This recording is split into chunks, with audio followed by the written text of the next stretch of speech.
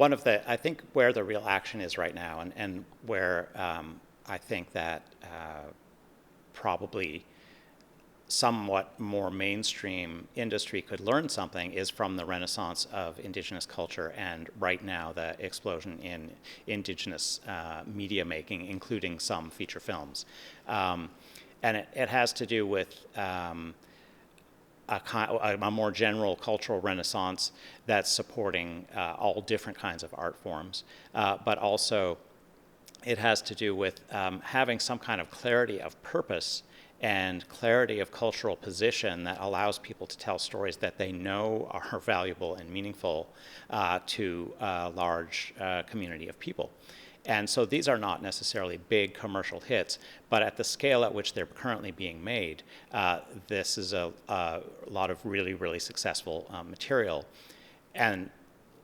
back in the day, the excuse used by the Canadian industry for not financing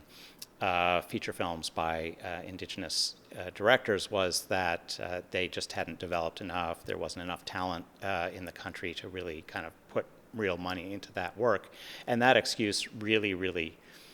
doesn't wash anymore. It may never have been really true, but at this point, it's definitely not true. And the Indigenous directors have really proven themselves on an international stage, and are, I think, in many cases,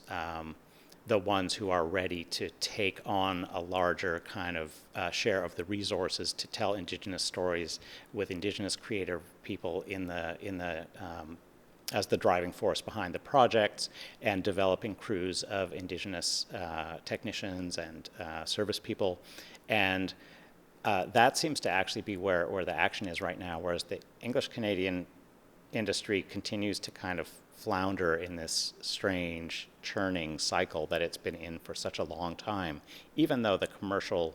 production environment has changed a lot in the past couple of decades.